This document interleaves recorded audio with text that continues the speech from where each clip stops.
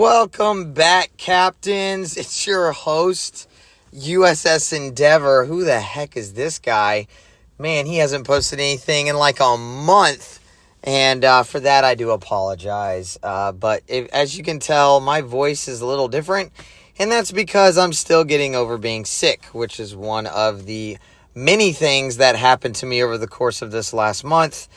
Life really just kind of took a toll, not necessarily for the worst, but just a lot of things happened. I got sick a lot, which I obviously didn't plan on. I did have the newborn baby, which is now 2 months old as of last weekend. And so that's a challenge in and of itself, getting adjusted to that new lifestyle. And I got a new job and found out I didn't like that job. So I quit that job and ended up having to go back to my old job. A lot of things in the shuffle between there and now. And I had a couple of major appliances in my home break down. So all that to say, thank you for sticking around. And I hope that some of you still are tuning into this. But all that to say, thank you. I can't say that I'm going to make this more of a regular thing like I had in the past, but let's just say for now, I'm just thankful to get this video out. So moving on to the Commander, we're using Turwit, which if you've forgotten, which I wouldn't blame you, having been devoid of this series for a while, we're using the Smogathon perk, which is what we have had throughout this entire British DD line. Let's go on to the other stats of the Daring. We're using the Aiming Systems Mod 1 in the first slot, Steering Gears in the second, Concealment Mod in the third, and we're using a very unique perk in the fourth, which is the Epic Gunfire Control System Mod, the Legendary, in fact, that increases our main battery range 2% for every 30,000 damage and gives us a boost in our damage every kill that we receive. Moving on to the actual consumables themselves, we have 8 smoke generators that are short duration, but allow us to have unlimited for 8 in a row if we so choose. On to the sonar, which is a great addition to this line and has been for a while since Tier 5. Same 3.5 detection of ships, but for 3 minutes. And lastly, you have the repair party, which is very welcoming for a DD, which is actually quite rare. And having it at Legendary tier makes the survivability seem a little bit better than 20,800. So that's what we have to work with. So if you look at these stats, they're pretty much all of the best stats from every ship leading up to the Daring, all combined into one. And that's what you really get with the Daring. So onto the artillery, you have the best guns, 6 of them. 113 millimeters is pretty small caliber compared to the 120s that you experience at Tier 7 and Tier 6. But with a reload time of 2.8 seconds, you can really pump out the damage with this. And the AP, don't sleep on it, especially against other destroyers. It can really put a hurting on them as well.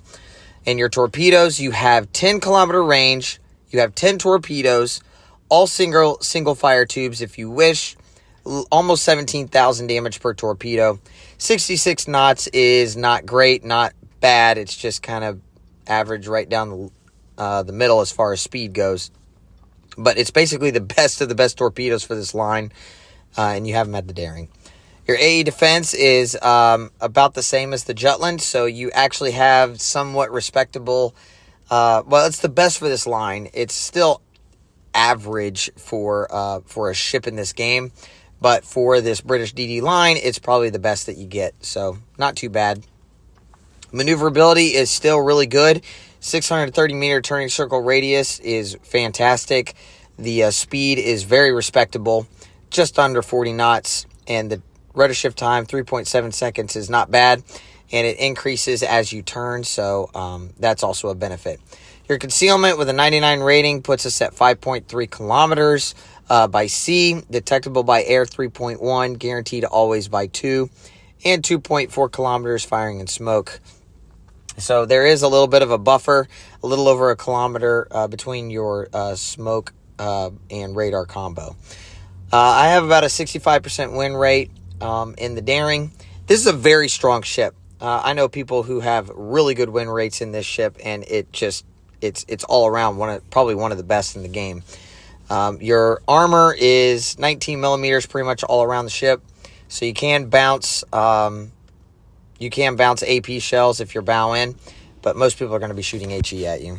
So for our first of 2 games, because that's the theme that we've had, and we're going to continue it, so there's going to be 2 games here, and you can use the time codes below if you want to skip between gameplays. But the first one's on Tears of the Desert, as you can see, in a domination game mode, which I think are the best ones. I am one of 2 destroyers. I am by myself. I apologize for the choppiness of the audio. I've actually reduced it because it's actually quite annoying. I did get a new phone, and as most of you probably don't know this, but I do record straight from my phone, and I don't know why, but the new phone that I have, it just it skips a lot when it comes to the audio. Visually, it looks fine, but the audio just kind of does this skipping sound, which is very annoying, and I don't like it. So I don't know how long I'm gonna be able to do it like this. I'm gonna have to try and find a new medium to utilize, because this is just unacceptable. So anyway, I apologize for that, and my voice doesn't exactly sound all that great either.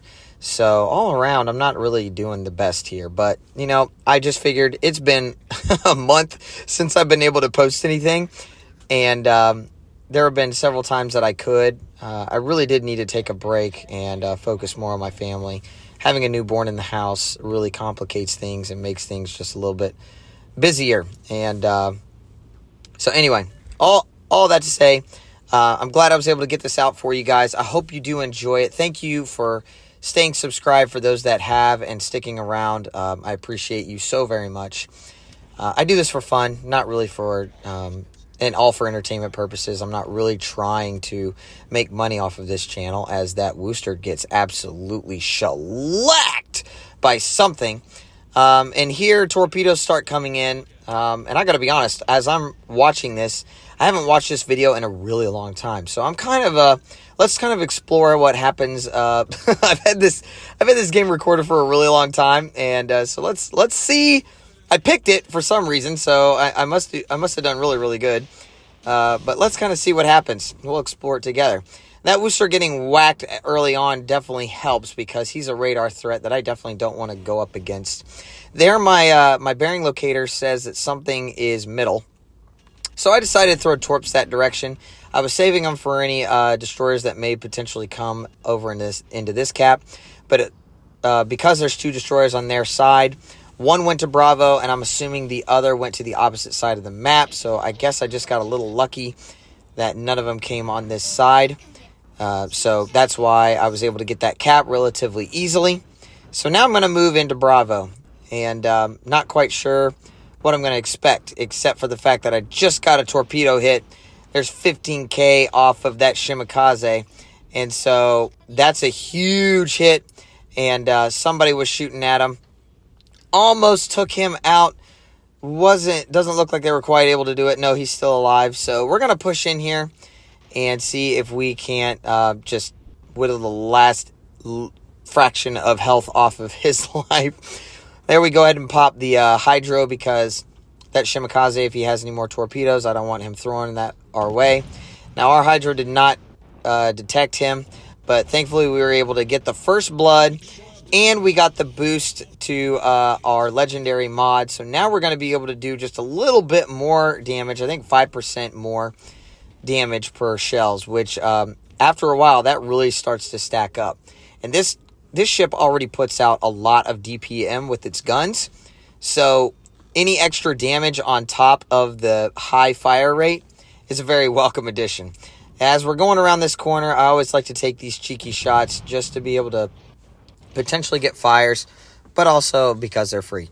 And now that the Shimakaze is down, Bravo Cap is relatively unguarded. So that Worcester did go down. That was basically on life support from the beginning of the game. And since we have both A and Charlie Caps down, and the Shimakaze that we just killed took Bravo. We're going to go ahead and take this one to have a full 3 on cap to none advantage, which is going to be massive. If you allow any team to take this many caps this quickly, your chances of winning the game drastically reduce. As we see this Z44, which I got to be honest, I'm not a big fan of, as he is now showing up. We're going to start opening up on him. Yes, you can make the argument that this probably isn't the best thing for me to do. Here we switch to AP, and I just wanted to show just how devastating these AP shells are. I didn't get as many hits on them, but I was able to get the kill, adding another stack. I shoot my smoke so I can drop spot here briefly. Fortunately, we lose our ship right there, but I do need to make sure that we get this cap, and because even though we are up by 1 ship and we're just about to nab the cap right there, now we have pretty much the win condition set. Even if we lose ships at this point, now granted, you don't want to lose like 3 or 4 ships immediately right here, because that would technically put us down. But we're in the most favorable position that you can be in at this point in the game. And I say all that to say this. At this point, you don't need to make rash decisions. You don't need to be bold. You don't need to start YOLOing and being like, oh, well, the game's over. Look at that. We have all 3 caps. We have the ship lead. They still have 6 ships, so it's very early in the game. Now, they made a massive mistake in allowing us to grab all 3 caps this early, but make no mistake, I've been in many games, and I know that you guys have too, where this exact scenario plays out, and everybody on the blue team starts to drop their guard, and they're like, oh, well, this is an easy win, I want to try and get more damage, yada, yada, yada, whatever the case may be, and then now you see yourself losing a massive amount of ships, and now they start going in, retaking all the caps that you just took, and the game swings wildly back in their favor when it never needed to begin with.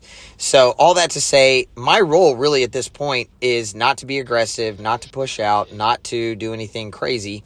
I did throw single fire torps on the DeGrosse over there because he was in range, and he was the only one that I really had the opportunity to shoot at in that regard. But I'm not shooting my guns. I'm not opening water gunning unless I'm going to utilize my smoke, which is right here. But I'm not going to take any chances. I'm not going to be aggressive. I'm not going to be stupid. And thankfully we got 1 of those hits, but he was able to dodge the rest of those. My point is, don't make unnecessary moves when you don't have to. I don't need to be cute. I don't need to be flashy. I just want to get the job done. Now, A looks like it's starting to go down. Most, if not all, of the remaining red ships are congregating on that side, while one of them is actually in the cap itself. And here is a really good showcase in that as my smoke is starting to wear down, here I repop it again to just extend my stay yet again, because these battleships are in range. I'm able to continually pepper them. As you can see, I'm kind of spreading the love around, and I'm just trying to make them really uncomfortable. I'm not doing a massive amount of damage, but I am setting fires. I am making them mad. I am getting them uncomfortable, and that's where people start to make mistakes. These guns don't do a massive amount of damage against battleships, but if you're in a battleship and you keep getting hit by these types of shells over and over and over again, and our team is actually doing a good job in collectively taking these guys down, it becomes really disconcerting, and you just start throwing up your hands and throwing controllers and all that kind of stuff, and it's like, well, what's the point anymore? So, and just like that, they're down to 2 battleships, and that's it. And we have the overwhelming lead. We have the overwhelming points. We don't even really need the caps at this point. We could just ride off into the sunset. Yes, I'm open water gunning at this point, but he's not even looking at me. He's not even focusing me. And with those 2 guys left, there's nobody else that's going to be taking shots at me. So I am getting a little lackadaisical here, but that's because I'm reading the map. I understand what's going on, and I know that this is going to be a win. And it was actually a pretty decisive pretty decisive win. And I don't like posting these videos that much because I feel like they're not as entertaining. But and we've all experienced these. In fact, a lot of the matches that I tried to get in the daring, it felt like I was on the red team, my team getting absolutely decimated, and leaving me with absolutely no chance to win, which happened quite frequently. I posted this one, I guess, kind of out of spite of the fact that, finally I got one in my favor. But there we go. We just went on points, 1,000 points to their very little. So that's the first match. We actually ended up not doing too bad from a points total. We just became shy of $3,000. So that was the look of the first game. All right, captains, here we go. The second game is on the Atlantic. And if you're like me, this is not a map that I am fond of. And what's interesting on this particular map and game mode is there are multiple destroyers on both sides of the team and a carrier, which, I'll be honest, at legendary tier is a little on the rare side. And spoiler alert, I'm going to get pestered by this carrier player quite often. And it's it's going to be kind of fun and funny at the same time.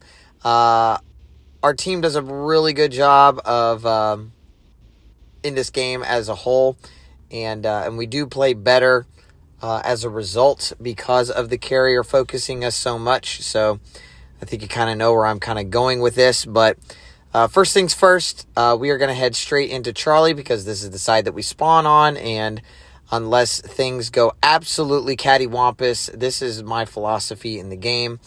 And wouldn't you know it, there's the carrier like I talked about, and he's gunning straight for me.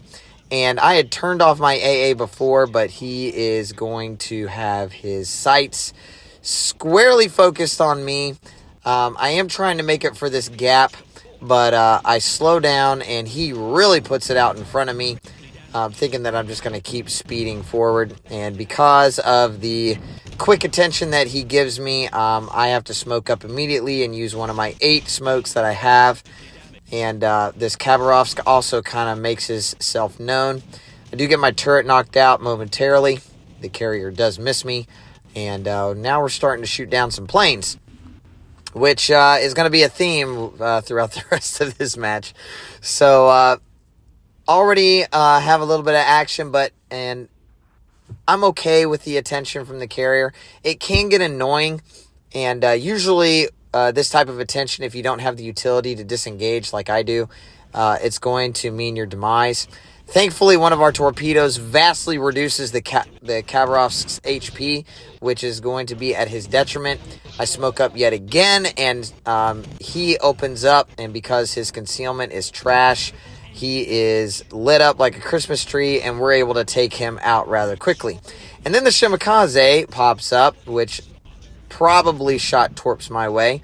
And so I need to be cognizant of those torpedoes and make sure that I find my way in there and take him down. And because my hydro is running and I got a little under 2.5 minutes remaining, I've got to utilize it and get in there and take him out. He is behind the island, wisely so. I was able to reset him a little bit, buying myself a little bit of time so I can get in here. And he decides to just keep pushing around the corner. So he is, I believe he's going to smoke up at this point. I'm going to open up here with the HE and the AP at the same time. As you can see, I'm kind of swapping back and forth. And the AP hits and slaps pretty dang hard. There's no way he could have been comfortable in that smoke, because now I'm definitely within that 3.5 kilometer range. He desperately shoots out the torpedoes and does manage to get all of them out, but I was able to dodge them very, very easily. And he left me a generous smoke screen to utilize as well. Thankfully, during that entire engagement, the carrier seemed to not really pay me too much attention. We shoot 1 regular spread, and then we shoot 5 narrow, like tube by tube shots right at that A gear that's out there. And we're going to set up shop, utilize this smoke a little bit. There's not much left, but actually, no. We're not going to use it. We're just going to keep spotting him. We're going to take the rest of the cap. I do want to get him attention on me a little bit. And there we pop the smoke so that we can get a couple of free hits. Try to change his focus over to me. And then now that we've gotten the cap secured, which we also have the opposite cap in Alpha as we take Charlie. Bravo being the only one that we haven't taken. And this A gear is definitely going down from us as we are about to secure our third kill right about now. And so that's really, really awesome. So now we have 3 stacks to our damage. And but we've only amassed a little 41,000 damage, which gives us only 2% better on our range. So I decided to go with the range instead of the reload because when the reload is this quick, you get kind of what's considered marginal returns. It just doesn't, you don't see much of a difference when you're getting 2%, 2%, 2%. Yes, it will reduce a little bit, but we're talking about like 0.01, which is not that much when your reload is already this ridiculously low. So the carrier, as he was going by, notices that I'm over here, so he decides to turn around and come straight for me, which is fine. I've already gotten the cap, and Bravo is also getting capped. And I don't really have any other ships over here. We pretty much cleaned up this whole side. And now we're just kind of ducking and dodging, weaving through all of his drops, taking out planes as we go. And since we have all of the caps, there really is no need to go for any other caps. There are 3 destroyers on our team that are still alive versus the 1 that's on theirs. And at this point, I'm just like, you know what? Let's have some fun with this carrier. And I would also like to spot him so that the remaining ships on my team could potentially take him out and I don't have to worry about him anymore. So that's my mode of thinking. He decides to get rid of those planes. And this particular carrier, I know I'm going to say it wrong, but it's the Japanese legendary carrier. They have really fast restoring planes, meaning they can lose planes and get them back rather quickly, as I have now eclipsed 10 planes shot down. I'm currently at 12 and looking to try and get a little bit more. And I do have a Yugamo that's with me that unfortunately his AA is not all that fantastic. And these planes just keep on coming. I'll give this guy some credit. He never gave up by trying to come towards me. And he is going to get, I think, one good drop on me. I can't remember if it's this one. Nope, it's not this one. But there is one time where he does get a pretty decent drop as we finally spot him. And I know that there's not a whole lot left to do other than just pester this guy. Which, when you're in a destroyer and you're getting constantly lit by the carrier, it is so annoying. Yep, there's the drop. There he gets a really good hit on me. So kudos to him for that drop, but unfortunately he's not going to be able to get much more out of me. And we're going to definitely be able to whittle down some more planes for our pleasure. He is going away from us, so even though technically he is in range, because he is moving away from us, our shells unfortunately are landing short, and then we're just not quite able to reach them. Although we are going to be able to close the distance because technically we are just a little faster. Now he's finally changed and he's shooting torpedoes at us, which we're just going to slow on down and let those just whittle on by as we're just going to keep on trucking forward. And now that he's at the white line, he has nowhere else to go. And now we get to repay the favor. And so that's kind of how this game ended up going. The vast majority of our team did rather well. And I never got any hate mail from this guy, but I know this had to have been frustrating. I mean, he virtually spent most of his efforts trying to take me down, which as long as you're able to dodge and you're able to basically, for the most part, make the carrier player miss, then you've taken a huge piece off the board that nobody else on the team really had to worry about. And really, he was focusing me, I would say, about 90% of the time. There he does get a hit on us, but it actually doesn't. It does marginal damage against us as we get our clear sky and amass over right at 20 kills, or 20 planes shot down. And here we're just going to shoot our torpedoes out. I don't remember if we even get him or not. I think we do. But again, it's been a while since I've watched this video. And although he doesn't necessarily get any damage against me, the splash damage does take out my my engine, which is a little annoying. But not as annoying as him getting taken down by these guys. No, I don't take him out. Somebody else gets rid of him. And it was around this time where it was like, oh, well, the only thing left is a destroyer. We basically all lemming train towards that carrier player.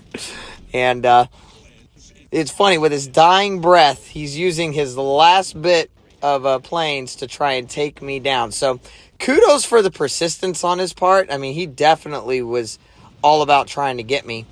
And but unfortunately, he just was not able to do it. So even despite all of his efforts in focusing me, I don't know if he recognized me. I don't think that was the case. I think he just saw me as a threat that he wanted to take out, and got more and more frustrated at the fact that he could not get me. And that perpetuated his constant attention towards me. I don't know. I just got a kick out of it. 21 planes shot down at an average rate of like a 55 AA rating. So it's not the best AA boat, but you can get clear skies in it if the enemy carrier player just wants to focus you the whole game, which helped the rest of my team. So, and for that, I'm thankful. The last remaining destroyer player did take Bravo, but unfortunately, as you can see on the score, 900 to 100 is he ain't coming back from that. There's not enough time. He would basically need 15 more minutes, but I know in that amount of time we would have found him and spotted him and taken him out. So this is going to be another win. We had 3 kills in this one, just like we did in the other one, but we did have a clear sky in this game. So that is going to make a little bit of a difference in the score in our favor. So, yep, that's a look at the Daring, guys. I really like this ship. I will be honest, I had a tough go in it for a lot of it. I know these weren't the best games in it. I had one match when I first got the ship. I amassed over 4,000 base XP, and I actually had Tactic Angel, who is a CC contributor in this game, and he was on my team, and had another guy with him that was well known. I think it might have been Metajerk, if I'm correct. And I played like lights out on that game. And them being able to witness and see it, I did carry that game. I wish I would have had it recorded. That would have made for a much better video than these. But, you know, it is what it is. All that to say, this ship can really pump out the damage. It can carry games. It has a lot of really good utility, as we have over 3,300 base XP in a win. A lot of that due to the clear sky. But thank you guys for tuning in. Again, I am so very sorry for taking so long to get this video out. Thank you for being patient. I am okay. I am a little under the weather, or have been, but I am gonna try and get back into the swing of things. That does finalize this series, finally. Biggest cliffhanger ever, having you guys wait this long for it, but it's finally done. Not quite sure what I'm going to do next. Maybe I'll focus on some premiums. Let me know in the comments what you guys would like to see next. I'll do my best to try and get them out to you very soon. But until that time, thank you again, captains, for liking, sharing, subscribing for those that have, and commenting below. This is the USS Endeavor, signing off.